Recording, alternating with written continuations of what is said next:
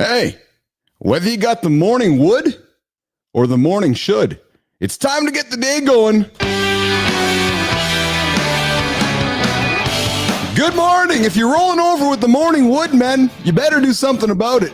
Or you better get your ass out of bed. It's Tuesday. Mornings in the lab. Keith Bilous, CMartyFit, Jon Andersen. We're going to navigate the complexity. Oh, big word. It's a big word for Uncle Keith this morning. Navigating the complexity of modern masculinity. We got a special guest here today. AJ Zeglin's joining us here today. You guys know AJ, friend of the lab, the original business athlete coming in here today. Boys, we are going to dig into...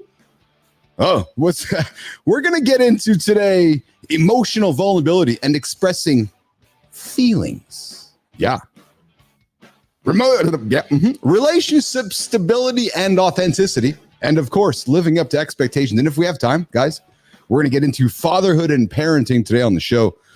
But before we go further, I got to tell you guys, I just had a quick chat with our friend Jon Andersen over in the green room. He's normal today. Yeah. Oh, yeah. The guy, I think, is actually maybe a little bit normal today, Marty Fit. Jon does not have the energy that Jon usually. I know, Marty. Marty, I know. He comes into the lab this morning. I open up the screen. I'm like, hey. He's like, hey, brother. Let's get something straight. I got to get him right. There's nothing normal. There's nothing average about me ever. I can be a little tired, yes. And I can be in the green room taking a breather before I get out here ready to kick ass. Yes. But don't ever tag me with normal. Don't ever tag me with average. Let's get that straight right now. Marty. You know what, man? Marty, you can say whatever you want. But I'm gonna come after you like a goddamn wildcat also. I'll give Jon a pass today. I thought Jon said don't let people know when you're feeling tired, when you're feeling a certain way. But we're expressing feelings today, so I'll give Jon a pass for expressing himself. Oh, there you go. Good morning, good time. And boys, I am exceptionally giddy right now, Marty and Johnny. Somebody yesterday waited their entire day for this moment. They went through the day, they sat back, Marty. You know I'm going at, Marty. They sat through the day, they wondered, and they're going, oh my God, I can't wait until tomorrow morning. I can't wait until 8 o'clock Eastern time so I can join Christopher Martin, AKC Marty Fit, and I can't wait to join the Jon Andersen, and I cannot wait to join Keith Bilous, and I cannot wait to join Christina Flynn. Marty, Jon, we have in the comments Cam. Oh God. Marty, I want you to pull the cash register out because Cam keeps tuning in and Cam keeps jacking up the cash register because every time, Cam, the views keep ticking in, Cammer. So I'm glad you're first thing in the feeds, Cam. I cannot wait. I got my armored flak jacket on. AJ's got his flak jacket on. We are waiting for all of and here he goes. And here's the thing. He comes in and hears some wild shit, right? Well, what are you going to say today to outdo yesterday is the question. Oh, Cam, we love you, man. Thumbs up. We got 2 thumbs up this morning from Cam. Hey, Cam, I got leg day today. Yesterday was upper body. Leg day today, Cam. To answer your question. Since you want to know so bad, since you're so worried about it, I don't know what that's all about, but hey. We got my personal trainer and mental psychotherapist, AJ Zeglin, hanging out in the green room. He's going to join us here in a few minutes. Good time. Marty, good times asking. You got the perfects. Yeah. I had to get a battery replacement, and that was it. Just simple. That was it. I needed a new battery. It's been 5 years. There you go. Yeah. So the first 15 minutes of the show, guys, we're as we continue to tweak and play with the format. First 15 minutes, current events, conversation starters, get the shit going, get the day going. We talked yesterday about morning woods, and Johnny was like, hey, boys, if you start your day with the morning wood, you got to do something with it. Right? So if you're starting your day with the morning wood, boys, put it to work, baby. Yeah, put it to work. Don't hit the snooze button. Put the wood to work because you're only getting older. True story. 100%. So, Johnny, how was your day yesterday? I'm really curious, man. I know you're not normal. I know you're a little out there. You had a hectic day getting back home, and how was the day getting sorted out back in the homestead there, Andersen? Well, I only had a few hours of sleep. That was the challenge. But that's the line of the sand. Do you get up and you do your shit, or do you lay down like a little bitch? So I got up and I muscled through it. But I'll tell you, by about 5 o'clock, I was like unplugged, man. It was like it was all I could do to get that 5 o'clock meal in. And I mean, I'm probably asleep by 5:30. Dude, yeah. I couldn't stay awake. I was like, it was like I knew that I was so tired. I knew that pretty much whatever time I fell asleep, it was after 4. I was going to sleep till 3. So I was so wiped out. So, but I basically muscled it out so Tara and I could have our time and have some dinner. And I literally it was like as soon as that food hit my stomach, I just fell apart. I went to sleep. You got to listen to your body, man. Yeah. Yeah, it was just a lack of sleep. That day was a little screwy coming home. Funny enough, I'm not in the mountains, but I got another bear story. Check this out. Oh, so my uncle basically went to the cabin, right? Yeah. And I don't know what. I guess to put plainly, I guess that bear wasn't quite as intimidated because the son of a bitch broke in through the kitchen window and wiped out all of the food in the cabin. Because it looked in the window, it didn't see Uncle Jon there. Yeah, I think that was the probably. I think he thought, you know what? He looked in the window of my uncle's. My uncle's in the 70s. He looked in the window, saw, this is an easy win. I'm gonna go get something to eat. Yeah, he looked in the window, Marty, and saw Johnny's his 70-year-old Uncle John's uncle's saggy ass in the window. The bear's like, where's the bodybuilder's saggy ass in the window this morning?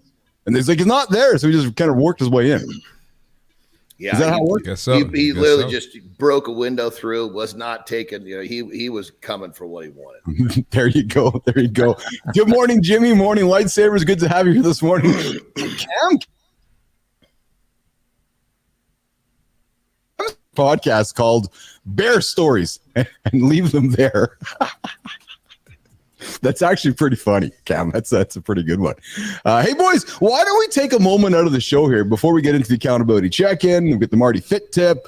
We rock and rolled with a great lifestyle tip yesterday. John was all over you guys about not hitting the snooze button. And, of course, the Creator Spotlight top of the hour here today. Boys, I got another surprise for you guys. Yesterday we leaned into fakery and sorcery and all the craziness happening on the social platforms. Well, today we're going to kind of continue the discussion. Somebody else is out there just shining the light on just the craziness, and we're gonna celebrate somebody here today. But before we go further, boys, why don't we take our light? Why don't we take the Keith, Jon, and Marty bat light and shine it on our good friend producer Christina and bring her into the lab and put her on the spot and see how her wedding weekend was and see how Sudbury was. Just shaking her head right now. She's like, "Oh, really, boys? Yeah, really. How are you, Tina?" Can't complain. Yeah, I'm here what's up, Tina? spending the morning with my 3 favorite guys. That's what I'm talking about. That's how you enter the show. That's how you get on the show. That's how you get it. That's exactly. That's how you get it. Just kiss the rings. So, Tina, tell us about the wedding weekend in Sudbury, Ontario, Canada. Christina Flynn. Well, if you've been to Sudbury, I don't need to tell you anything about it. If you haven't, you're good. You don't need to go. However, there are lovely people there. So I was there visiting my cousin. She got married. Haven't seen her in ages. Hung out with a lot of people. Absolutely had a couple too many drinks. Sorry, John. And yeah, we had a good time. Get her, John.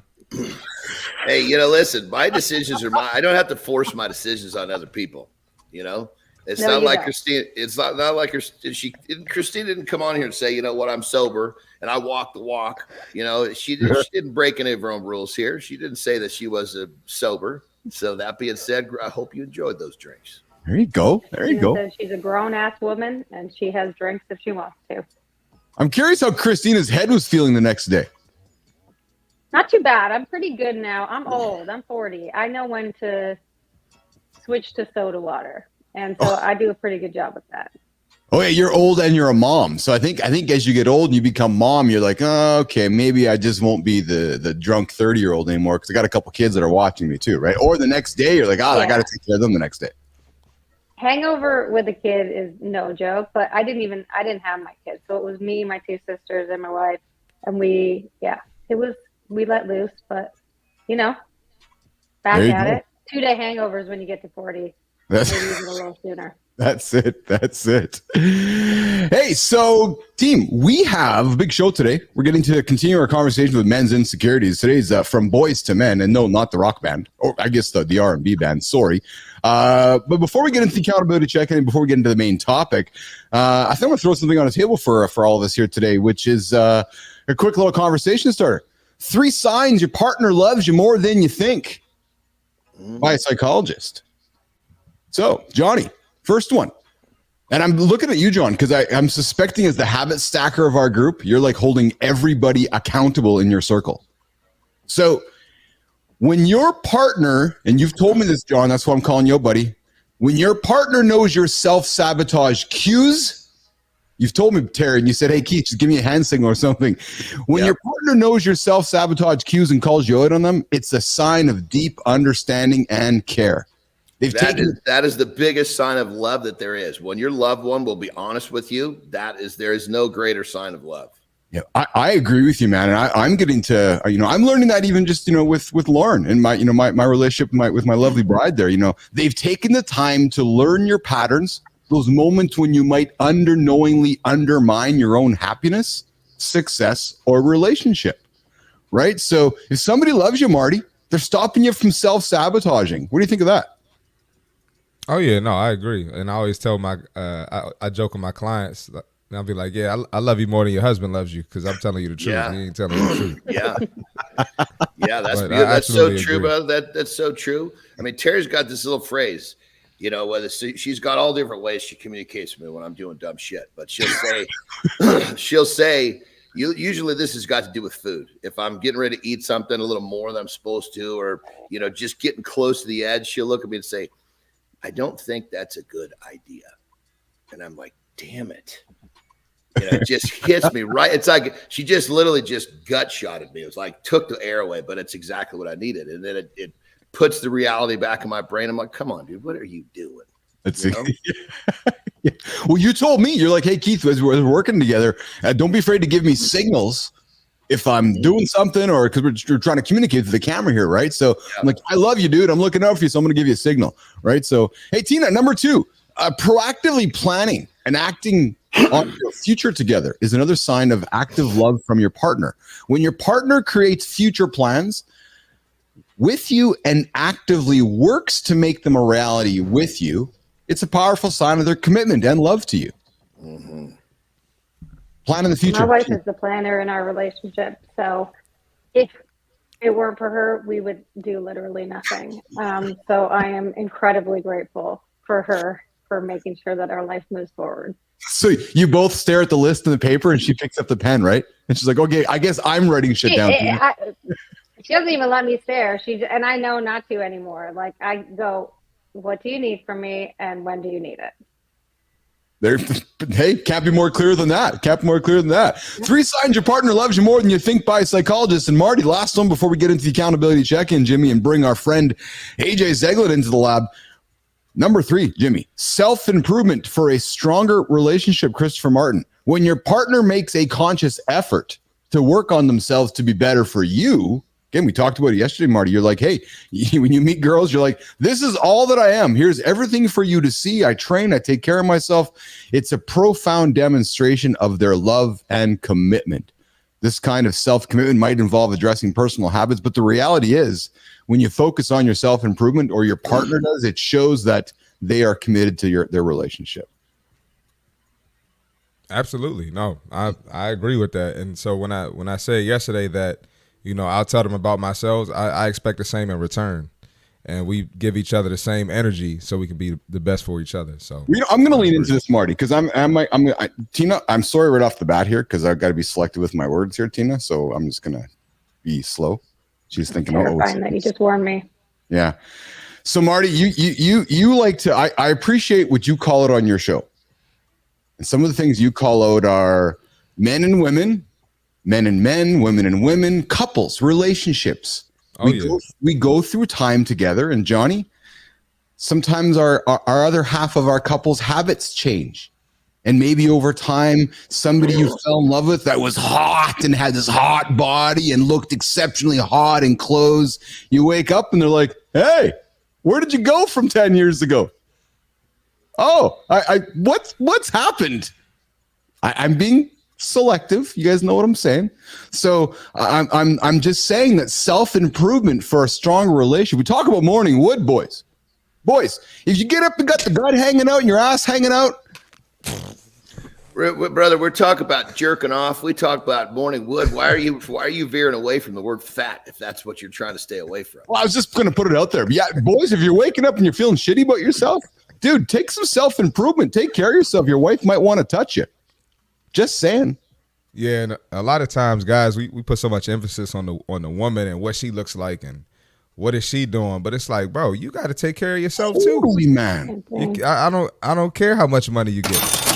Yeah, it doesn't matter. Yeah, 100%. 100%. It comes down to you got to lead by example. If you want your mate to stay in shape, get your ass in shape. Stay in shape. Do what you do. I mean, it's like what do you expect that your mate's going to stay in shape when you're off eating cookies? Come on. Well, I think it's less too about. Sorry, Keith. No. I think it's less too about the body, but rather like what does it represent?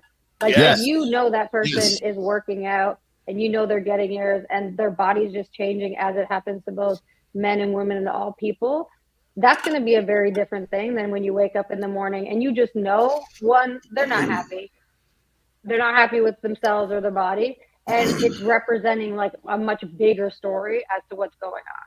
Yeah, no, you know what? You're absolutely right, Tina. And I lean into the body because we talk about image and sexual imaging and you know and so forth. But you're absolutely right. And because if you have bad habits, if you're sitting around stinking and not cleaning yourself and being a lazy schlep, your wife ain't attracted to you. And I'll be vulnerable.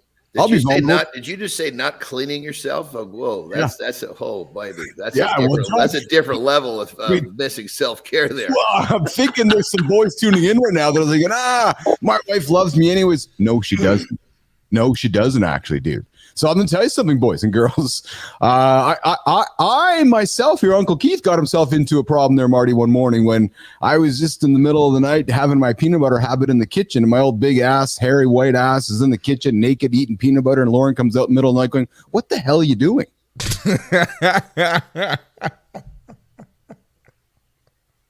Yeah. I'm sorry, man. I'm sorry. No, Marty, you're right. Because I'm like, yeah, what the hell am I doing right now? Like, how attractive is that for my wife? Yeah. So she's going to want to go and have sex with me. There's this big, hairy, fucking white ass in the kitchen with his head in the peanut butter jar, just digging into the peanut butter at 2:00 in the morning. And she's like, what? Really? I'm like, oh, yeah. Come on. It's funny because I've met Lauren in real life, so I could just picture it, and I can picture your goofy ass. Yes, exactly, Marty. Right. So, and Johnny, that's true story, man. I'm telling you, that's true story. So that was an issue I used to have too, man. I used to eat in the middle of the night. That was one of the hardest habits for me to break. And it was embarrassing, dude. Yes, Johnny, thank you. I was never so embarrassed with my partner after that moment. I got up the next morning. I had a tough day that day because I was looking in the mirror, John. I'm like, what the fuck? What are you doing, man? Because I think my wife's the hottest thing on the planet. I put her on a pedestal. I love her. I just think she's gorgeous. She's an incredible human being. I'm attracted to her. And then I'm thinking, and you're looking at me, my big hairy ass in the peanut butter jar? Like, yeah, okay. Thanks for being patient with me. So, boys, I haven't done it since. Good. But sometimes you need that though. Like you need that embarrassment. You need that kick in the ass sometimes, you know? I was embarrassed, Jon Andersen, I'll tell you. Well, and the thing about it is what you really, what I love about the story is that you have a mate, you have a wife that loves you enough to be honest. Yes. Well, the look she gave me, I will never. And then she turned around and went back to the bedroom. And I'm like, Marty, I was like, right. Because Marty, you know Lauren. So I'm like, okay, yeah, I guess I'm not doing this again. And she's like the complete opposite of that. So I know it just, I know that just rubbed her the wrong way. Yeah. If I want some of that, I got to put some of this away. It's kind of what it was, right? So it's really how it came down to it. So, all right, mornings in the lab. Keith Bilous, CMartyFit, Jon Andersen, and producer Flynn. We got AJ Zeglin hanging out in the green room. We're bringing up here in 2 minutes. We are going to move Johnny's squirming. He's going to go for a pee break. Marty's going to do a stretch. We're going to put Christina in the green room for a few moments, and we're going to bring Zeglin on stage to get into our continuing discussion discussion of from boys to men navigating the complexity of modern masculinity. Cam's hanging out. Cam is so eager to get into this conversation today. I know Cam has his Kleenex box ready to rock and roll, and we are going to. This is about to be crazy. Yes, I know it is. It's going to be a lot of fun here this morning in the lab. So, boys and girls, let's do it. Let's do this right now. All right. I like this part of the show. I don't know if Cam does. What's going on, Cam? Okay, where am I? Here we go. I know what keeps you up at night. It's not peanut butter. Because I'll tell you, I used to feel it too. That pressure to be a man, to hide those emotions, to never talk about them, to act like you have it all together. But here's what I know. Holding it in, it doesn't make you strong. It builds up that stress and resentment. It makes you feel alone. It wears you down. True strength, it comes from being open, gentlemen, and admitting when you're struggling, like I was with the peanut butter jar. Because you might be a man, but gentlemen, you're still a human. You think being vulnerable will make people question you. But the reality is, the opposite is true. It makes you a better leader. How do I know? Because I put the peanut butter jar away and I've done it. I've opened up. I've tuned into myself, and it's given everyone around me, including you, permission to do the same. Be vulnerable with someone today, Cam. Show them they're human. I know you're human, Cam. I know you got a big heart. I know you're here to have a lot of fun with us. Because if you're not going to be a human, what's left? There's the accountability check-in. Be a man. Be human. Show your vulnerabilities. Mornings in the lab. Myself, Keith Bilous, Jon Andersen, Mr. Zeglin. What's up, brother? How you doing? I'm good. Good to have you here this morning. Marty's coming back here. I'm going to bring Christina on for a quick second here. Christina, AJ, Johnny. AJ, you were listening to the conversation there in the back, and I know you know me quite well and my peanut butter challenges. I saw you giggling there. Any comments on the old peanut butter situation with late night check-ins? Well, you know what? I think what stood out to me is actually what Christina shared, and I have the same view on it. Is sometimes we get so focused on the result of it. You know, obviously we have a partner, we're aging with people, and you know, my wife Melissa, I've always told her, like, for me, it's not about the end result of it. It's more about the process. It's more about the effort. Yes. Like, the thing that's attractive to me is the effort. Yes. When I'm 60 years old, of course, I'm not going to look like exactly how I looked when we met when we were like 25. But the thing is that when she puts forth that effort consistently, time and time, I think that's such an attractive quality. Sexy. That, like, I actually think she looks better now than when we met. Yes. She'll probably argue with me, and she feels differently, you know, about how she views her own body and views herself. But for me, it's that effort. So it's like that process of like being with someone that is always trying to get better, and you know, that's it. And brother, that's such a good sign of a great relationship, because she's more beautiful to you now. Even though as time goes on, we know that we deteriorate as human beings, but you see so much, you see more of her. You see the parts that really matter, which is not the physicalities. The effort is what you pay attention to. But the fact that she's more beautiful to you now, that's a beautiful statement, brother. Yeah, thank you. So who's AJ Zeglin? Nation, I'm going to quick little intro. Some of you have tuned in before and have met AJ in the past. I'm going to do a quick little round table with AJ. So AJ's from Manitoba, Canada here. He's a manager, strength coach, Focus Fitness. Focus is the home of the Winnipeg Jets, Manitoba Moose, our professional hockey teams up here in Manitoba. He's the owner of Invictus Performance Focus Psychotherapy. AJ is a big believer that if you want to succeed in the gym, if you want to succeed in life, if you want to succeed professionally, business guys, starts up in the skull. Yeah. You got to get your skull sorted out before you can get your biceps sorted out. Cam, he's a former world record holder Marty, do you know what it's actually? Let's lean. This is a fun one. Oh, yeah. Y'all know what age is a former world record holder in? I'm dying to know. I know y'all are. Mr. Marty's expression. Mr. Zeglin, what are you a former world record holder in? It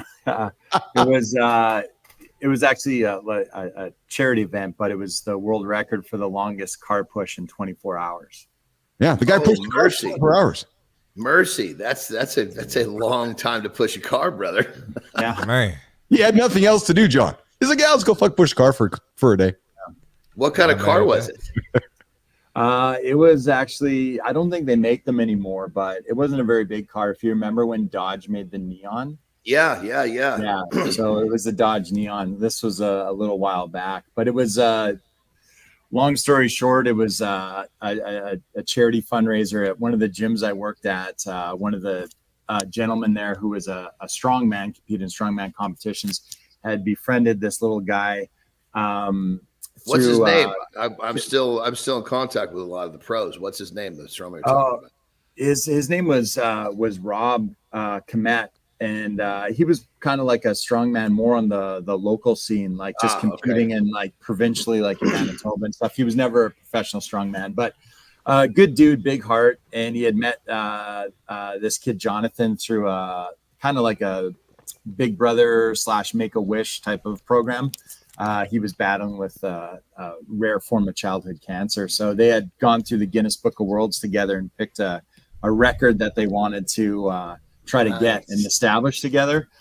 So that was the genesis for it all that kind of created it. And Rob was in need of a partner for the car push. So I was just kind of right place, right time. I volunteered my services and jumped in there with them and helped them get the record. So did you just go like back and forth in a parking lot? Is that what you did? Yeah, no, it's a good question. We have a local speedway out here in Manitoba, in Gimli, Manitoba. So it's an official quarter-mile track that's measured. So we actually just pushed around in the loop. But I was going to say, how did you find flat ground for 24 hours? That was my first question. Yeah. Well, if you've ever been to Manitoba, that's actually the easiest part, is finding flat ground. There's not much going on here as far as elevation, but yeah, because it's Guinness, it has to be like an official measured distance and track. They got some way to like standardize it. So it was done at a racetrack, just a lot of laps around the racetrack.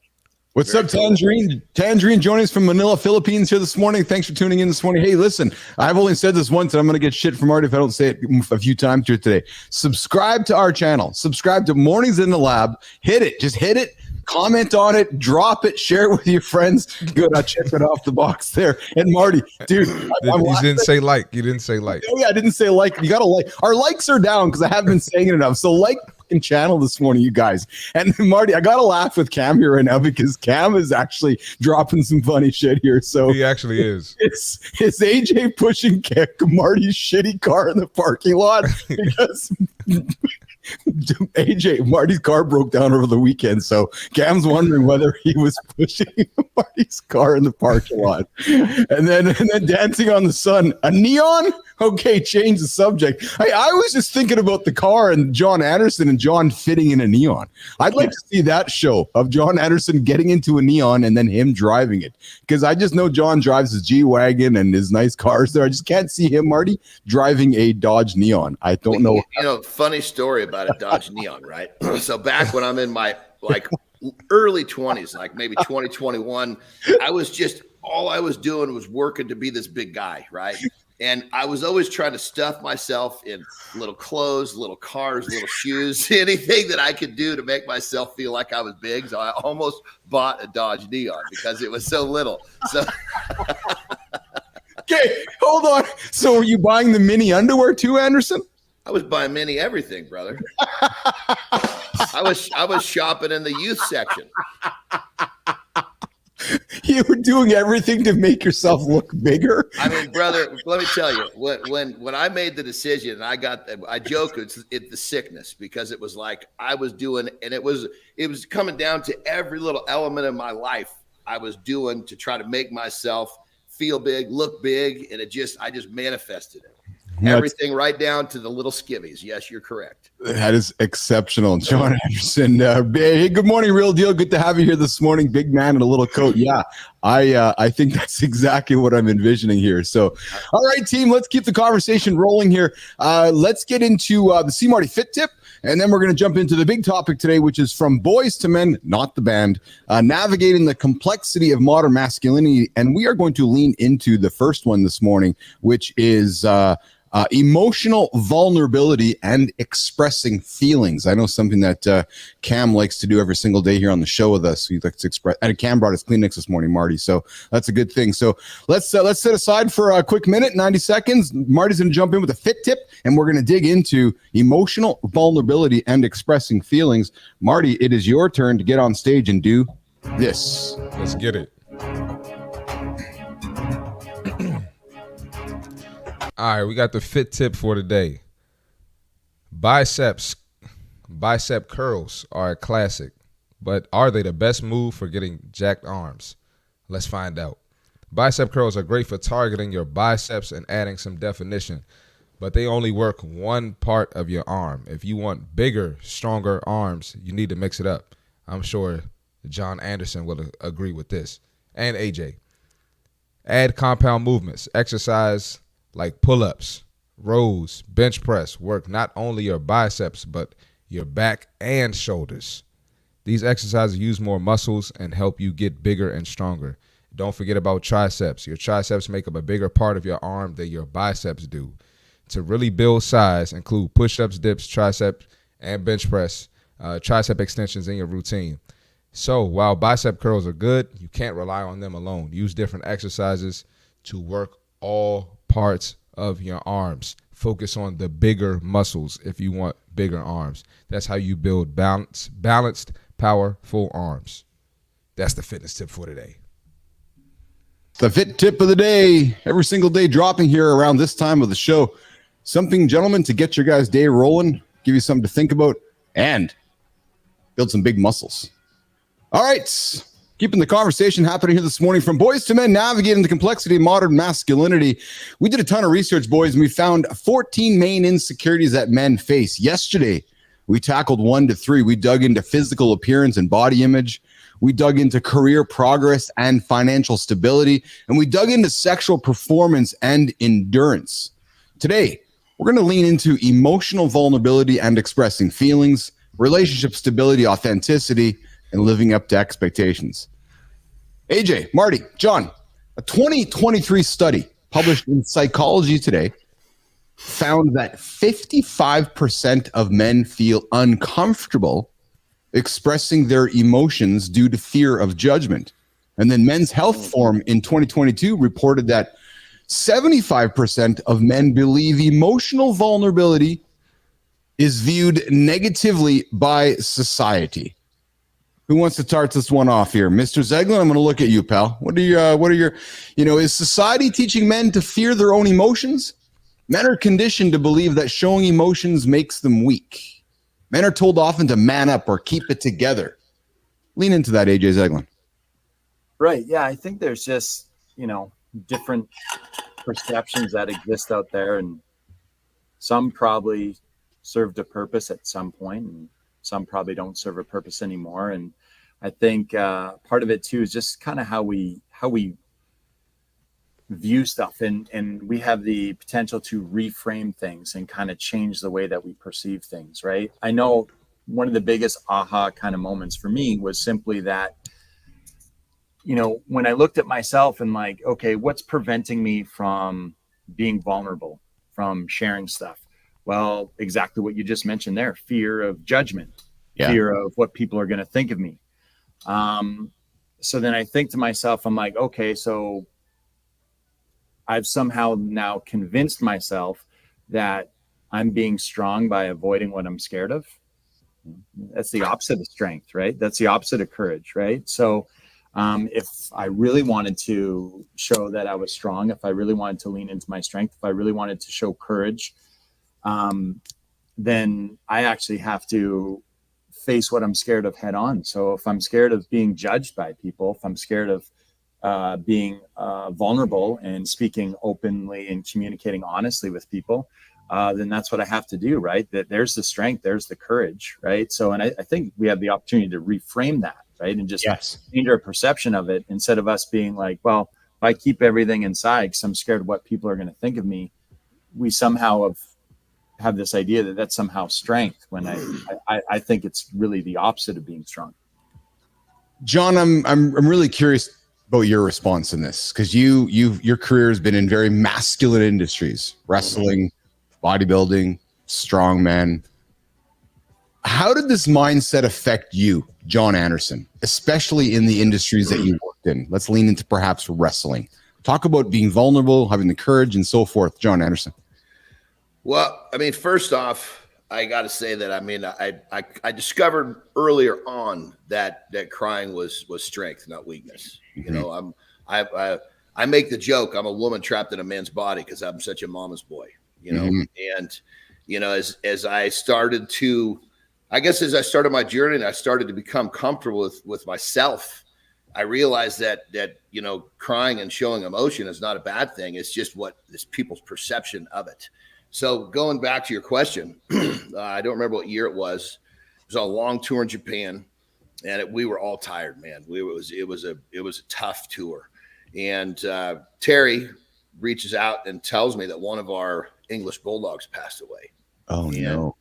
It was brutal, man. We were just literally pulling up to the arena, and it was like, I mean, I was overwhelmed with emotion. I was tired.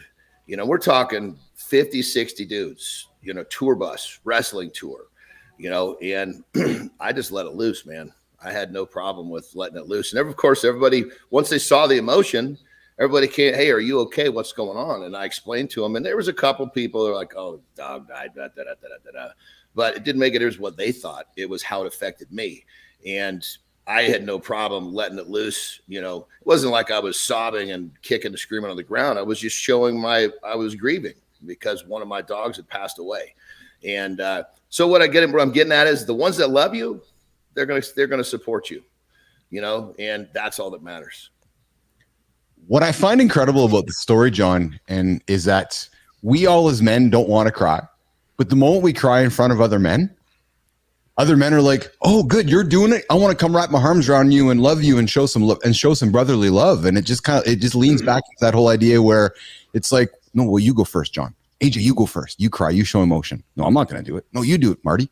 No, Keith, you do it.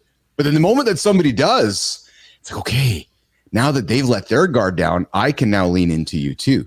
It shows how sheepish we are. Yes. You know, it's like they get in line real quick when, you know, people are insecure. As soon as nobody wants to be first. So no. If you got the courage to be first, you're going to find a line behind you. Yes. I in good times commenting on exactly. Johnny, I didn't know you're an English Bulldog owner. Me too, man. I know those that have owned English Bulldogs know the effect they have on your life. Johnny Andersen, I was in Europe when my English Bully got sick. I cried all the way home. I got upgraded to the plane. I was like, my boy's dying. They put me on the airplane, got me home, so I can relate, dude. I can absolutely relate to those feelings.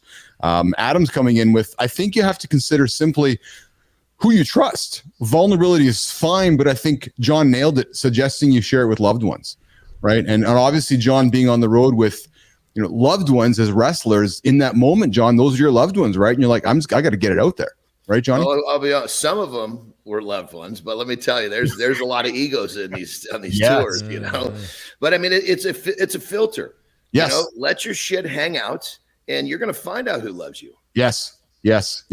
Marty, lean into this, man. You played basketball. You've been on athletic teams. You've been around masculinity your whole career, Marty. So, you know, let's lean into, you know, manning up or keeping it together, and you know, showing weakness or showing vulnerability. Christopher Martin. Yeah, sports is a little different. You kind of can't wear your emotions just because you don't want to let the opponent know, you know, if you're frustrated or you having a bad night. But I will say that, you know, it pays off to be a good person and be a likable person, because now your team is like your brotherhood. And within that brotherhood is certain, like, I don't want to say cliques, but, you know, I guess subgroups So like when I was a freshman, the freshmen hung out with each other, and now I can converse with the freshman guys or the sophomore guys and the underclassmen, the upperclassmen. I can relate to these guys and I can open up to them. And some of them are, my best friends till this day, and that's the case. Yeah. When I'm going through stuff, that's who I call. When they going through stuff, they call me. And I'm pretty much, AJ knows and John knows as a fitness professional, our clients do that as well. So, and that's the biggest sign of trust. So they trust me, and the people I do it with, I trust them as well. But I think that outlet is healthy to have, and you got to let it out. You can't bottle it up. And you might not have to let it out to everybody, but even if it's one person, or even if it's just writing it in a journal, let it out. It's healthy. Even letting it out by yourself. I can't tell you how many, letting it out. Am I muted here? There I go. I mean, how many times when I would be on one of these wrestling tours and there was no bad news, man, I just needed to get some shit out, man. I used to call it the silent scream. Not that it was a bad thing. Don't take that scream as a bad thing. I would sit at the end of the bed and I missed my family. I was tired. I was banged up. It's like, what, if I just pull the cork out and let this shit come out? And sometimes it'd be vocal, sometimes it wouldn't, but it felt good. And it was like I was ready to go once it was out. Yeah. AJ, you work with athletes, you work with regular human beings, regular dudes, mental health, depression, emotional vulnerabilities. AJ, emotional suppression is destroying men's relationships. Right. Avoiding vulnerability is damaging men's connections with others. Talk a bit about emotional suppression and some of the clients you work with and some of the things you've seen, not only in pro sport, in the gym, but with your clients. But talk about how emotional suppression is destroying men's relationships and how we can make changes to that. AJ Zeglin. Yeah, I think just when we suppress like that, then we can't communicate openly and honestly, right? And that's really the foundation of any successful relationship is communication, right? So if I have to suppress myself all the time and I'm not able to, I'm not able to I lose some of my integrity. I lose some of my word, right? Like what's my word worth now if it's not spoken honestly? And if I can't communicate with you openly and honestly, what does that do to the kind of what type of foundation is our relationship built on, right? And so that suppression can really kind of, erode the foundation of the relationship. And I think, the thing is that I think as men, we recognize that this exists. And I do believe that, most people are good people and we want to help each other. And so I look at the four of us in this room and we have all probably chosen career paths that have an aspect of helping other people and helping them improve and giving them the ability to do that. And, what allows us to do that effectively, what allows men to have positive effect on other men's lives is if we are willing to go there ourselves, right? How are we going to take someone somewhere that we're not willing to go ourselves? How am I going to help you do something if I'm not willing to do it myself? Yes. I don't have the courage to do it myself. It's going to be very tough, right? And John mentioned this before too, earlier. People are much more likely to believe what you do than what you say. Mm-hmm. If I sit up here and I tell people, hey, you got to be vulnerable, talk about stuff. It's okay. But I never do it myself. Everyone's going to know that I'm full of shit. Right. And, yes. and secretly for myself inside, I'm going to be like, hey, I'm kind of full of shit here. I'm not doing what I say right now. If you do that, if you follow that up, and even if you don't say it, but if you just do it, that's in your regular practice, people are more likely to believe you and follow that. Right. So you got to be willing to go where, to do that hard stuff, to be able to help other people and show them that it's okay to do it. And like I said, by suppressing it, you're just kicking that down the road and you're going to have to deal with it at some time. But it really, goes against, the kind of fundamental elements of communication, right? And honesty, being able to speak openly and honestly with each other. And that's going to have some type of negative effect on the relationships that you have. Marty, do you think it's possible to shift society's views on male vulnerability? You're in that demographic that's coming up and looking at it right now, or are we stuck with these outdated beliefs, or is it changing? Marty, what's your point of view on this? That's a tough one. I was thinking the same thing, brother. Yeah, I mean, at this point, with the direction it's going in, I don't think so. But I think there needs to continue to be spaces like this where men can open up, and we can talk about things that we can relate to. But as far as society, I don't think it's changing. I don't think it's possible at this point with the way the world is going right now.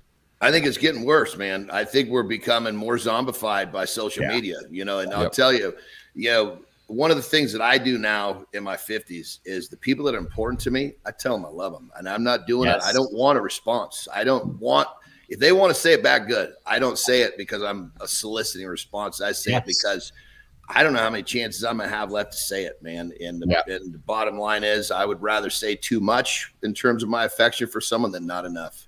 Yes. Well, John and Marty, you guys, and AJ, you all know me well enough. It's not uncommon for me to reach out and just express myself to you guys, because I think we got to do that more often. And I do it for you guys to show you that if I do it for you, I'm hoping that maybe Marty, you're reaching out to a buddy of yours, and you're thinking, well, hell, man, hey, AJ, Keith's sharing his love with me. I'm going to go and do it with somebody else, right? And and I think if I can teach that, that's a good thing to do, right? Is continue to express emotions and feelings, and I think you guys are both right. We're certainly living in a world of 50-50, it seems like, right? There's either over there and over there, right? And I'm proud, frankly, gentlemen, of what we're building over here, which is inviting men to come to a safe space and have conversations like this. Bring your Kleenex box. Johnny, I'm right there next to you, crying with your mom, my mom. You're like, I'm right there, right? There's times I'm on the show with guests and I'm like trying to hold back my tears. I'm like, okay. And I'm just, hey, guest. Oh, no, bro, this is beautiful. I know. Love it. I love it. Yeah. When we're telling these stories and I'm like thinking about my dog died, right? Yes. I got the chin started moving. Yes. I just about choked up some tears on the show, and I wouldn't avoid it.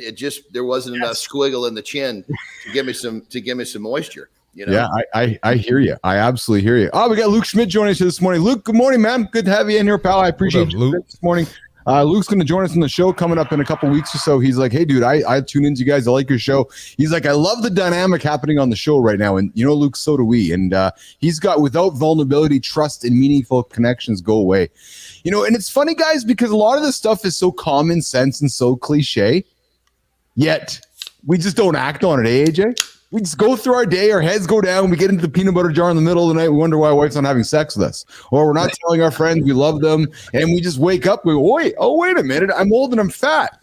No, man, slow down, tell your friends you love them, go act on the morning wood, just slow down, gentlemen, right? That's really what it's all about. Yeah, absolutely. I mean, and that's the problem with perspective sometimes is we don't have it immediately in the moment when we feel we need it. And, but, I'm not sure if it's going to change, or I'm not sure how it changes. I know what we're doing right now doesn't hurt it. Yes. And I know when I was, I don't know, I could go back 10 or 15 or 20 years. I know I probably would have never heard this conversation happening, So I'm not really sure, where that takes us and if that means that we are getting better. But yeah, I know. I don't know. I obviously think it's extremely important. So I'll just talk about it and try to walk the walk on it. And hopefully, if anything, it has some sort of positive influence on the people that I care about, my friends, my family, my son, and if that makes him a better person and makes him a better partner one day and makes him a better dad one day, then I feel, it was worth it. I've done some good. Well, AJ, I'm glad you talked about your son. I have kids. Johnny's got kids, and Marty's going to be on his way to making kids here in the future. And I want to come back and talk about this. But Johnny, you ready to lean in with a lifestyle tip here in a second, here, pal? Let's go, baby. All right, so we're going to lean into a lifestyle tip. We're going to come back and we're going to have a couple moments around leaning into kids and how we're teaching our kids, how we're teaching our boys to be vulnerable and share emotions and feelings. Then we're going to come back with the creator spotlight and then keep the conversation happening here. So you're at Mornings in the Lab with Keith Bilous, CMartyFit, Jon Andersen, special guest AJ Zegland, and of course, producer Flynn and producer Jimmy in the back room. They're helping us make this show come to life. So right now, I am going to put this on. Yeah, I still got to get the right song for Jon. You got to give him a better song. I can't believe that's my entering music right there. You know, crazy, that's man. your entry music. Yes, that's exactly it. Well, a funny story in the entry music. My first tour ever in Japan, they had me walking into Macho Man. Yeah. Marty, yes, Marty. I know what you're thinking right now. Go ahead, Jon. Go ahead.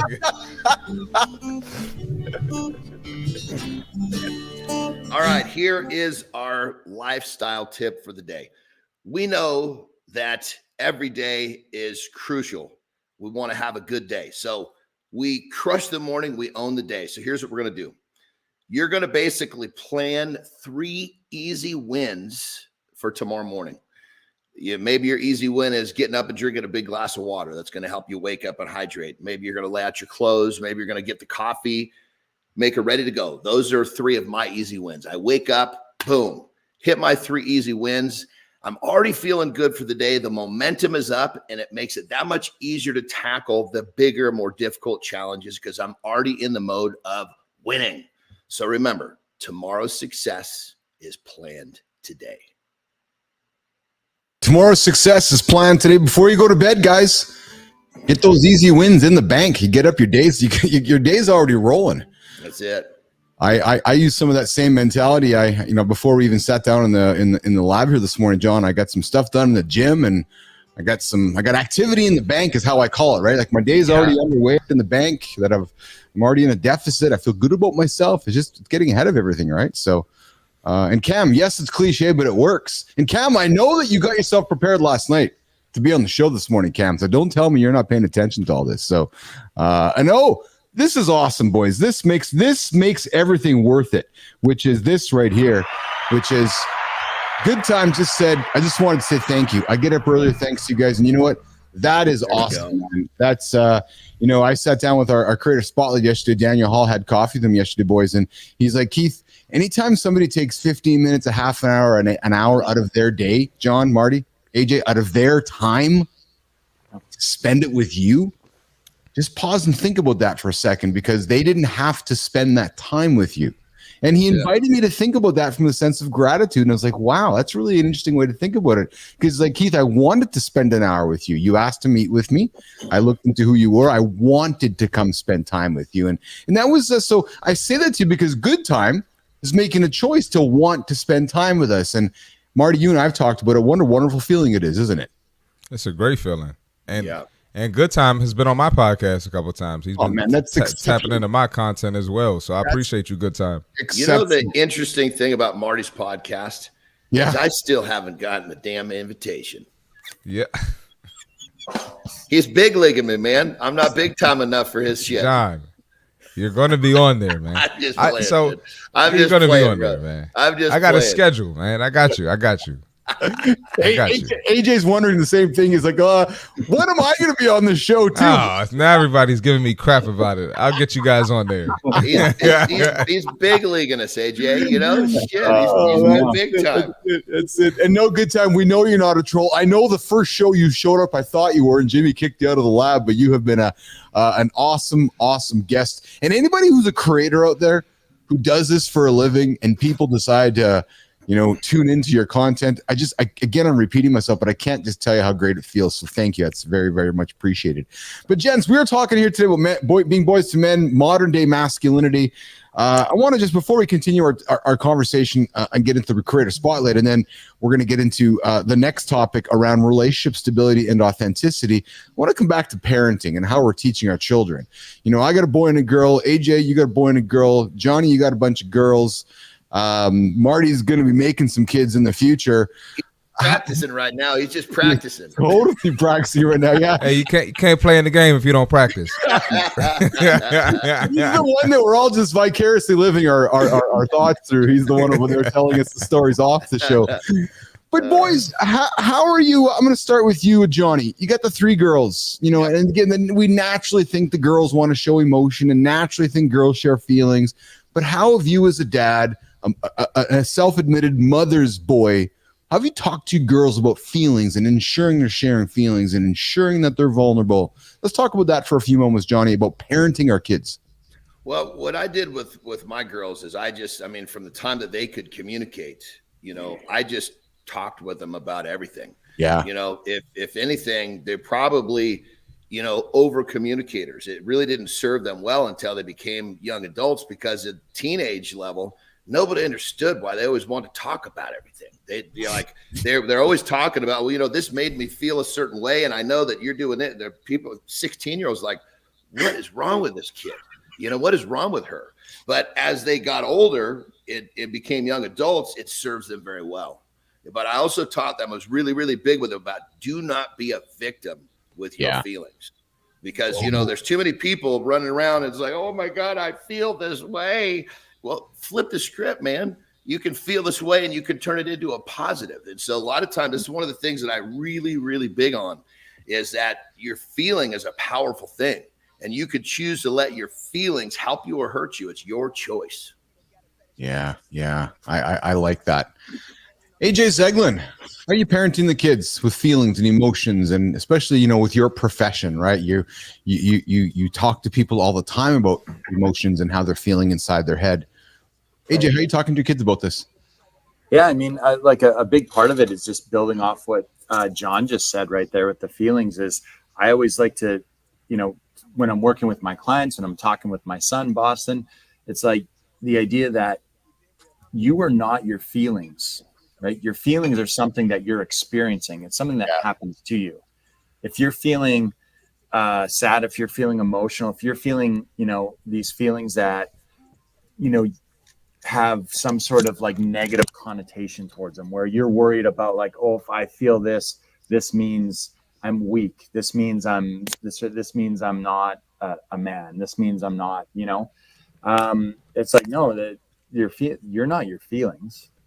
You've experienced this feeling, and now let's talk about, you know, why you've experienced it or why it makes you feel that way, and then how do we regulate it? How do we work through it? Exactly what John said. Is that feeling going to be something that is negative and brings you down and gets you caught in this negative loop, or is it going to be something that we're able to regulate, manage, control, and we're able to perform at our best, whether that's in a relationship or in a sport or in school or at our job or anything like that. I know CMartyFit was talking before about athletics and how it's kind of like this different world and how it can be tough, right? And even in the world of sports, it's not that we don't feel. You talk to any athlete in the world, if they told you that they were never scared, if they were never nervous, if they were never anxious, if they never felt guilt or shame, or if they were never questioned their abilities, you know, they'd be lying to you, right? It's not that you don't feel those emotions, right?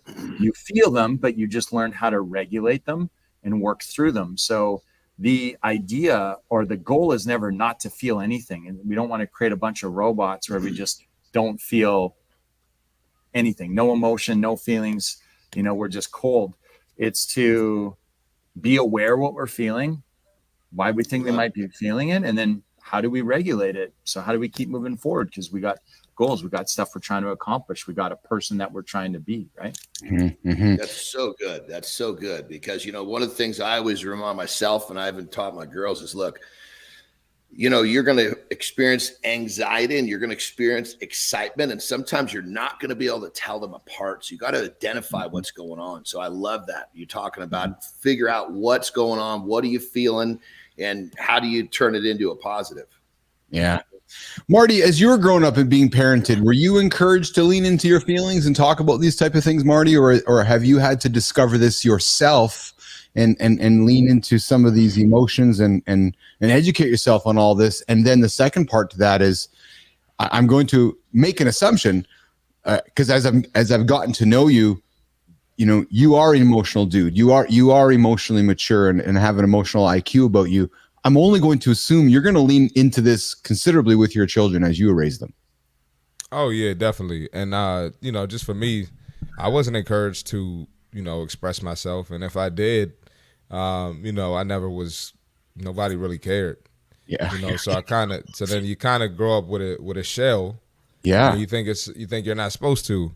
But then, as you mature, you become a man, and you gotta fix things. You got relationships, you got teammates, you got coaches, you got clients, So now I need to be able to communicate effectively, and so that's kind of how I was able to become emotionally mature. And then, we talked about, John was saying let the yell out. Mine wasn't a yell. Mine would be, I might have been holding something in for a year, and then I get upset. And now I'm expressing everything to you when I didn't know how to communicate effectively. Yeah. So that's kind of how I grew into it and matured. But Marty, was there a defining moment in your life, whether with somebody or with your own self in your own space, where there's a turning point, a watershed moment where it's like, okay, boom, I need to deal with this? I mean, I could bring up multiple times, but I'd probably say the first one was basketball. Yeah. That was where I might be frustrated off the court because of things on the court, but I can't show up every day and express that to my coach because he doesn't care. So, when I had my friends, my circle, that subgroup, that's when I was able to learn how to open up with them, or maybe like a girlfriend or something like that, learn how to open up with them, receive the criticism, and just feel loved back. Yes. Yeah. Receive the criticism and be open to it, right? And not beat yourself up about it. Take it in. Exactly. Right? Exactly. Yeah. You're hanging out with Keith Bilous, CMartyFit, Jon Andersen, and our guest AJ Zeglin. This morning we're getting into from boys. We are going to tune into our creator spotlight now and then continue the show and get into our next topic around relationship stability and authenticity. But now I want to pivot our conversation to do some celebrating. Every day on the show, we like to celebrate somebody who's doing great work right now we're just leaning into the LinkedIn platform. And this week we've been just talking a lot about fakery and stuff that's not real and stuff that's messing with our heads around FOMO in the world of social media. And yesterday we had a guy named Daniel Hall on the show who's shining light on people that are doing things that are goofy and perhaps not legit.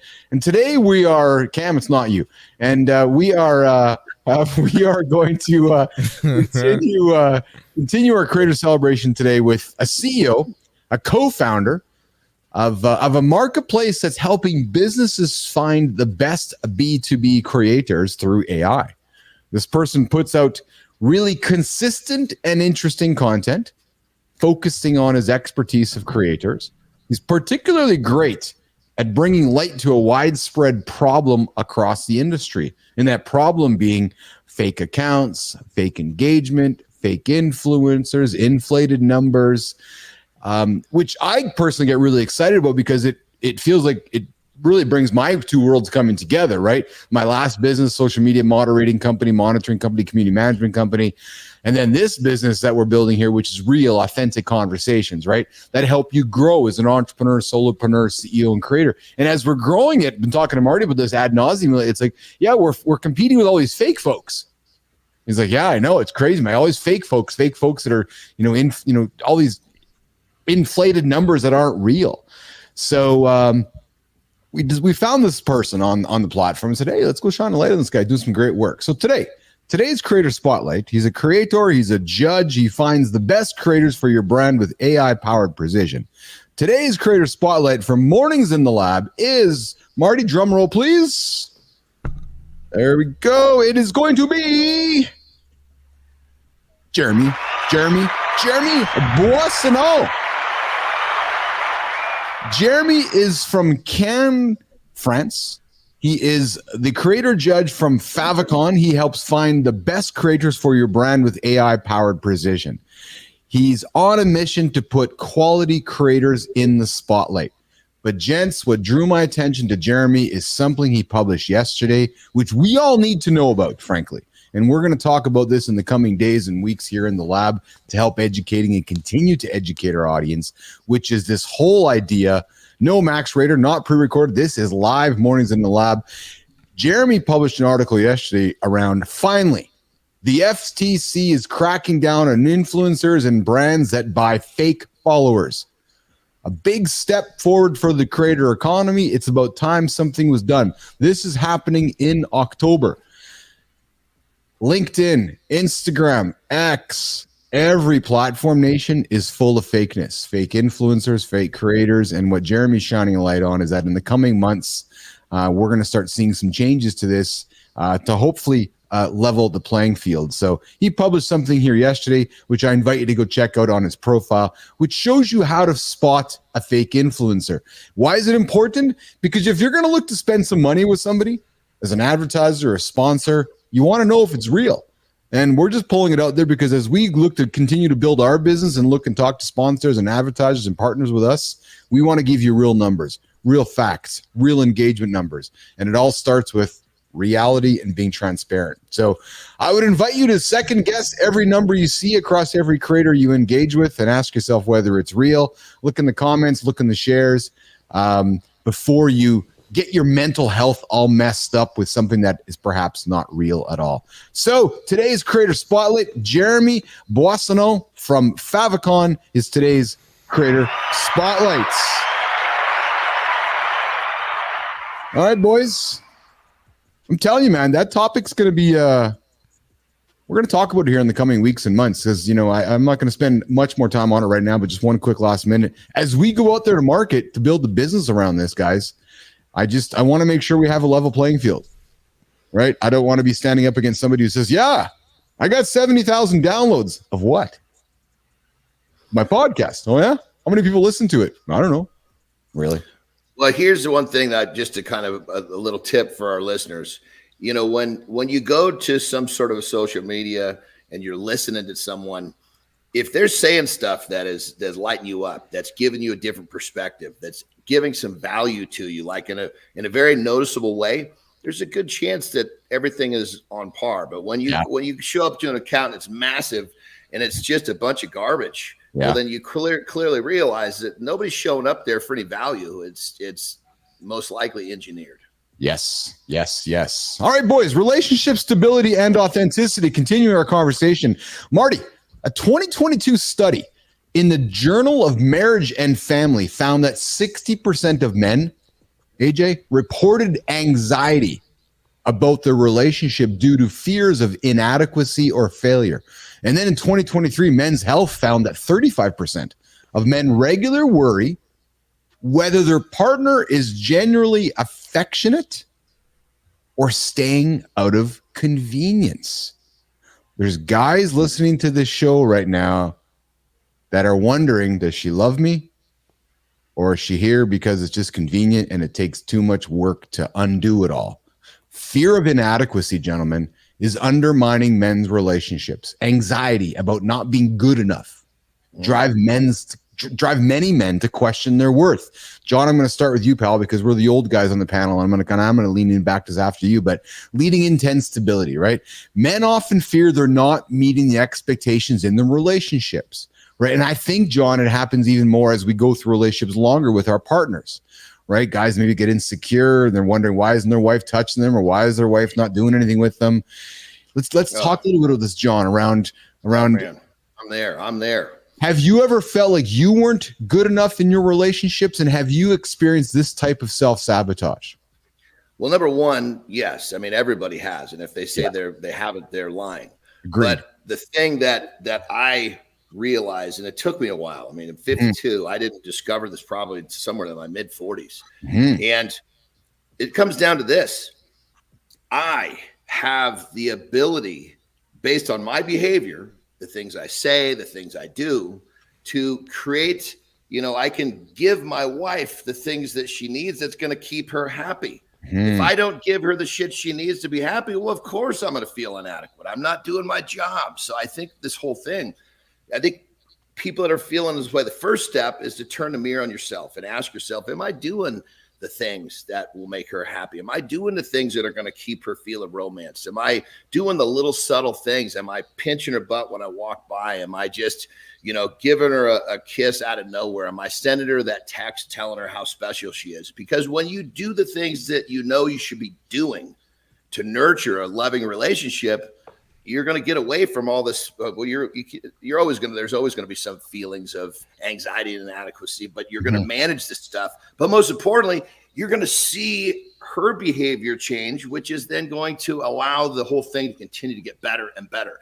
And this is where it comes down to, if you have progress in your relationship, the odds are these feelings are going to be minimized. Yeah, Johnny, I've gone through, my relationship with Lauren here over the last 8 years, where I've beat myself up from time to time, wondering, am I good enough for her, or what am I contributing to this thing?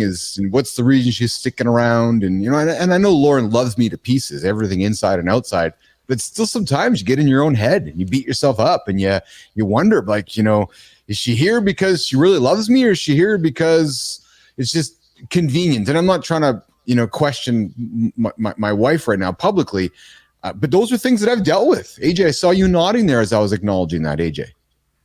Yeah, absolutely. Well, just what both you guys are saying. And like, I feel like this is my first time ever meeting Jon today, but how he just described that, I feel like we've had conversations about this before, because as part of my practice in my therapy business, I do work with couples, and I feel like, Jon, the advice you just gave there hit the nail right on the head.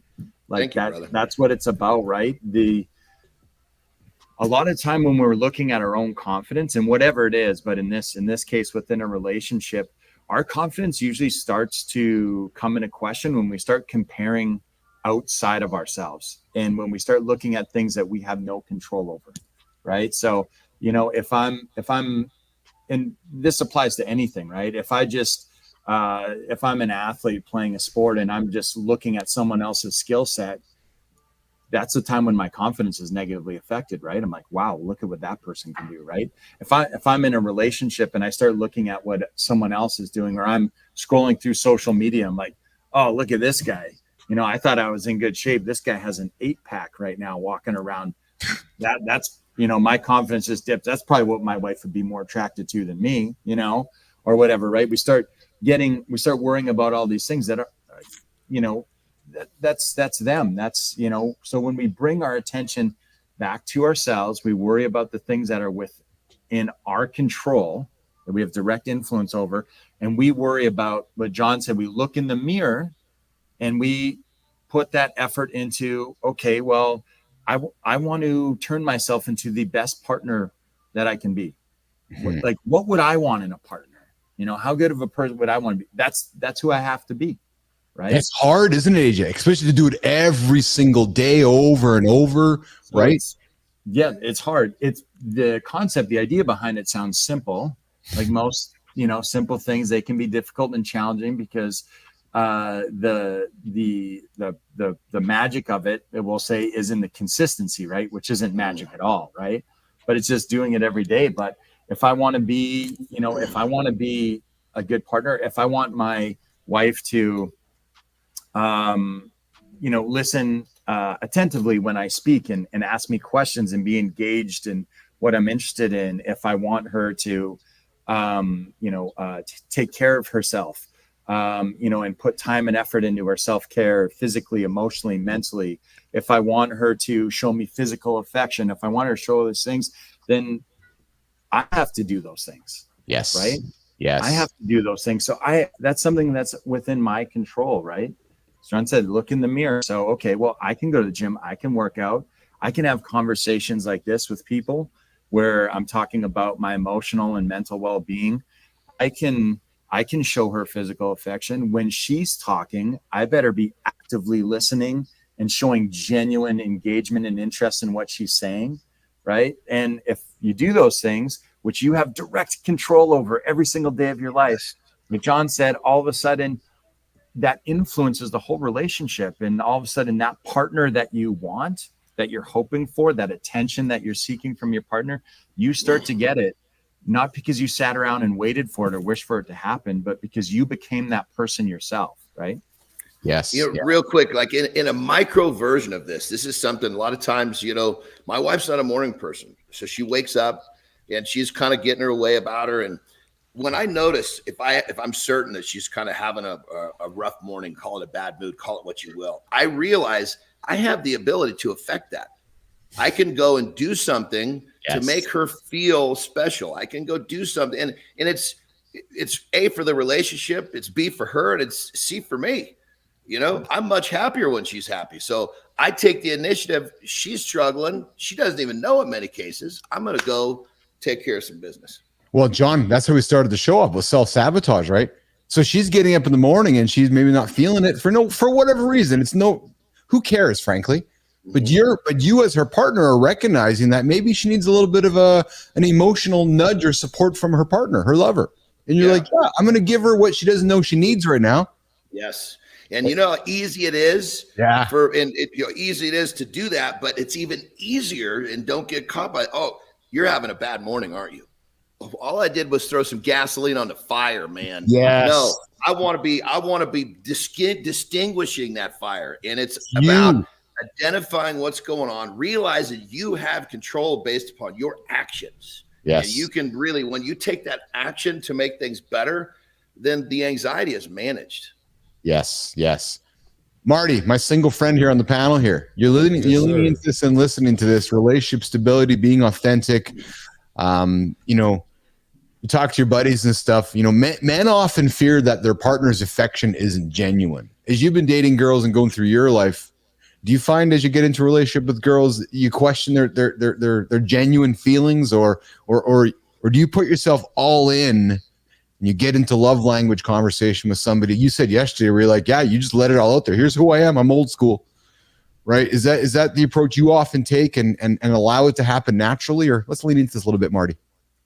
Well, I kind of had to grow into that approach because people, I don't want to say people change, but things come out as the relationship goes on. Yes. And, I've been in situations where I was clearly the placeholder boyfriend. I wasn't the one, that she actually liked, So you got to be able to pick up on stuff like that. And in order to avoid it, that's what I was saying. I just communicate right up front and just let them know who I am, what I'm looking for, what to expect, and I'm willing to adapt or willing to change anything that needs to be changed, willing to cater to your needs, and just let them know I expect the same in return. But I think that's just part of being a man or a woman. Sometimes you're just going to have those thoughts.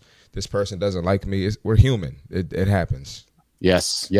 I need to acknowledge this. We got our friend Enzo, the number one supporter on the show. AJ, Enzo's still here, man. The future still exists, and Enzo still joins us here. Yeah. I appreciate that. He's been off camping and tramping and doing some great stuff off the grid there. So Enzo, I just checked into the feed here and love having you on the show, man. Yes, sir. We got the boy here on the show every single day. Adam's. Yes, Adam. I will. Adam, I appreciate you, brother. I will wait for the segue and roll that into the show here in a few moments. Boys, we're talking about being real with our wives and relationship stability. Give her a couple things to think about. Johnny, looking at you here, a sign your wife isn't feeling you anymore. She doesn't want to spend time together with you. And AJ, John, we're married here. To change that is, let's show interest in wanting to spend time with our wife, right? Well, I mean, here's the thing: a wife, friend, whatever. Yeah.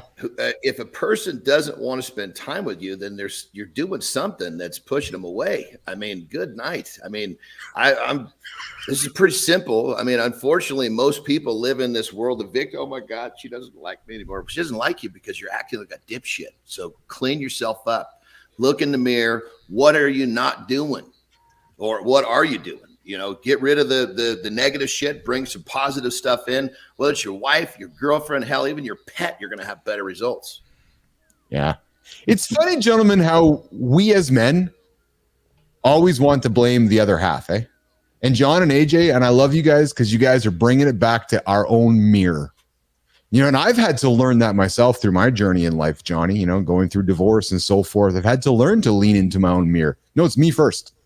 And then I figure out what's me first. And then once I recognize it's me first, I then feel like I can have the permission to have the conversation with my partner if she's not meeting, I don't want to use the word, expectations or not meeting what I'm hoping to get out of a situation, right? But I got to take care of me first before I go sit down and say, well, you, right, AJ?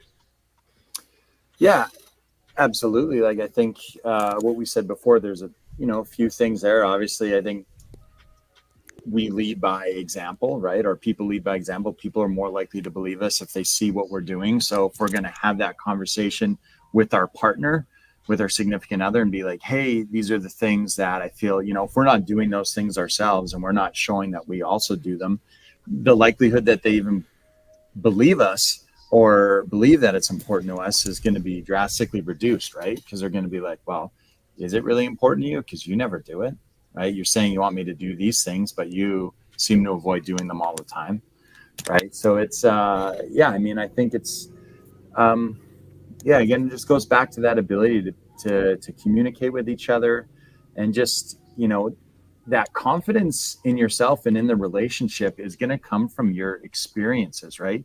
Your experience is formed by your actions, your daily habits, right? Mm-hmm. So what you do on a regular basis, if you identify, this is the type of partner that I want to be, this is the type of person I want to be, this type of relationship I want to have, and then you're like, hey, well, what does that look like? Yeah. I said I want to be in a good relationship. I want to be a good partner. I want to have this type of partner. What does that look like? Okay, well, I think it looks like this and this and this and this. Good. You just built your own list. Go out there and do that stuff every single day. And when you do that, you're creating your own experience. That's where you get your confidence from. And you now have undeniable proof that you are who you say you are. It's exceptional that you're talking about it that way, AJ, because you're talking about it in a very clinical way, which I appreciate, because you're sitting down with, me and John as partners with our spouses, and you're saying, okay, Keith, identify what you want out of your relationship. Write it down. Okay, now go do it. What do you mean go do it? That's very clinical, AJ. Well, no, but you told me what you wanted. Like, why won't you do it? And that's really, I hate to sound cliche and simple, but guys, we get so caught up in making every excuse why not to make it happen. Right. Our coach here is just saying, well, no, write it down and make it happen. And John would say, make it a list of habits and make it happen. If you want your wife to want to have sex with you, boys, we all want to have sex. We all do. Take care of yourself first. Stay in the fucking Stay out of the Big Mac. Get out of the fucking bed. Don't hit your snooze button. Go to the gym. Show your wife you're caring about yourself first. Show your wife that you don't gotta have the 6-pack abs. Show your wife the effort before you can expect the effort from her. Honestly, right? It's actually quite simple. Yeah, and the whole I love, AJ, what you said about how do you. It's your daily rhythm that basically creates this confidence, and the dumbest little things. Like, here's a perfect example. Every morning, somewhere about 3:30, I actually have an alarm goes off just to make sure I don't miss my cue. I text my mom, I text my wife, and I text my 3 daughters, and I tell them I love them, so they all wake up to something from me. And I don't do it for a response. And I tell them, you don't have to respond. This is not about a response. I'm doing this because I want you to know I'm here. I want you to know I'm thinking about you. I want you to know I want you to have a great day. You know what, Johnny? You just said something, and I'm feeling like fucking schmuck right now. I'm telling you, I learned something I know Marty and I joke because I learned something from you all the time. And I can tell Business Athlete Nation, starting today / tomorrow, my mom and my daughter are getting a note from me every single morning. Because why wouldn't they? And why can't they? Because I got this fucking thing on my desk. Don't forget about your lady. Don't forget about Lauren. You said mom and your daughter. Where's your queen? Well, my queen gets something from me every single morning, Johnny. Okay. Well, it sounds like you're doing what you need to do to support your morning wood. Good job. I love my wife. She knows my wife knows I love my wife. So I like to take care of my emotion towards my wife, but I don't do the best job with my daughter and my mother. And I've learned on my journey to make statements here on the microphone in front of the camera because it helps me be accountable. So nation, I'm just stating it out here right now publicly. Mom, Piper, Get used to dad knocking on your door every single day because dad's sending you some love, Marty. No, I love that. I'm gonna do the same thing. I don't have a daughter yet. Yeah. Or a lady, but I can do that with mom. I can do that with my mom. Yeah, absolutely. Yep. Absolutely. Yep. Well, boys, we're starting to wrap it up. I want to bring in Christina Flynn here. She's been hanging out in the green room for us here. And I want to, before we wrap up the show here, Adam has popped in here with a good old Adam, buddy. I got the segue here. But Johnny, Marty, I think he's looking at you. I'm in my 3rd week into my workout regimen, and I have a particular fitness question. I'm noticing particular weakness in my left arm. And I can touch hands behind my back, one side. Other side is a 6 centimeter difference. Wow. Dude. Johnny, Marty, AJ, any comments on Adam? Any diagnosing on the morning show here this morning? Well, in that case, the first thing that I would say is we want to find out if there's any damage that we need to know about before we create a plan to get that thing back in action. Is there some sort of a nerve issue? Is it just a flexibility issue? We don't know. So find out what that is, and once we understand that we can create, an action for you or an action plan that's going to make it better, we'll be happy to help you. Yeah. The only advice I would give you, Adam, is you're going to have to jerk off with your right arm tomorrow. So I'm sorry. Nothing wrong with working on being ambidextrous. That's exactly it. Switch hitter. Tina, thank you for joining us to close the show off here this morning. Thank you for welcoming me with the jerk off joke. It's always the best. I just needed a reason to press the button here. So Tina, we wrapped up the show. What did you think of the show today? Just I think we had a great chat about vulnerability, feelings, emotional stuff here. Closing comments from you in the green room about some of the things you heard here today on the show, Christina. Listen, these conversations aren't happening with this group of people. And I think we've talked about this before. That's the driving force of this show. That's why we've decided to niche down to focus on men, because we believe that the people in this room and the guests that we bring on through our network are folks that can add a positive contribution to creators, entrepreneurs, solopreneurs in more ways than just growing your business. Because it's not just about growing your business, it's about growing yourself. No activity in the world will teach you more about personal growth and self-development than trying to build a business. So these conversations are really encouraging. I think some of the comments in there in the chat are exactly what we're looking for, people to engage in these conversations. And you mentioned it a number of times throughout. When you talk about things that are uncomfortable, when you do things that are uncomfortable, they become easier, and you give people permission to engage in the exact same way that you are. So I think it's a really positive thing. Awesome. Christina, thanks for that feedback. I'm thoroughly enjoying building these shows out with you, and I thought we had a great conversation. The structure was great. Some great nuggets from Johnny, from AJ. Zeglin, thanks for joining us today, brother. Appreciate you, man. Yeah, thank you very much for having me. I really enjoyed this. I always enjoy my opportunity to come on the show and talk with you guys. Awesome. And Business Athlete Nation, you're going to be seeing more of AJ as we continue to build our offerings here in the lab. Our League of Business Athletes program is rolling out here in the coming days and weeks, where you get a chance to work with guys like AJ and Marty and John and Christina and nutritionists. And, we build business athletes here in the lab. That's our ambition here, gentlemen. So as you guys are waking up going, oh, shit, I need to get my shit together, we're building a team to help you get your shit together here in the lab. So going to go around the table and close it up. Johnny, yesterday was rest and recovery day, getting yourself resorted out. What's on the agenda today, brother? Today I got back, but more importantly, I'm going to the salon to get a pedicure with my wife. She gets the fingers and toes. I just get the toes. Yeah, you and me both, brother. Dude, we got similar. That's good, man. I like that. Marty, what's going on your pal? You got your truck back yesterday? Yeah, man. I got leg day. Got some clients and just doing my thing, man. Just doing on the podcast. Nice. For tomorrow, and yeah, that's it. Chill day. Nice. AJ, I'm grateful you were able to give us 90 minutes today. What do you got going on the agenda next there, pal? I got a quick workout for myself. I'm still chasing some bench press goals in my life. And let's go. And then I got obviously clients come in. I got some hockey guys coming in after, and then I'm off to the clinic for some of my mental performance people that I'm working with. Beautiful. Tina, Yes, you're back as well. Here you were away for the weekend with the wedding. Kids are going back to school next week. So are you and Aaron just getting things sorted out before the kids go back to school, or what? Yeah. Yeah, lots of prepping and still working on the mental game. So I'll have a meditation session later on this afternoon, and Nice. yeah, it's gonna get busy next week. So we're on it. Awesome.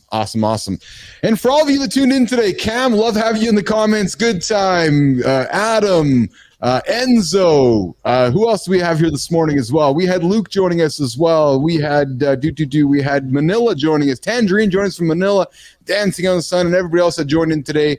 My lovely bride, Lauren, I know you're tuning in upstairs. I love you, baby. Have a great one. And everybody else, have an awesome day. We'll be back to continue the chat tomorrow, continue our conversation around men's insecurities. And Marty and John, we get Adam House joining us tomorrow at the bottom of the hour as well. We're going to talk some entrepreneur stuff, and we've had Adam on the show before, so we're going to continue that conversation with Adam as well. So, Christina, I'll come knock on your door after. Producer Jimmy, thanks for your help as always. And Nation, we'll see you guys here tomorrow, 8 o'clock Eastern time. Like the channel, subscribe to the channel, share the channel, leave a comment on the channel. We're going to get out of here. We'll see you guys tomorrow.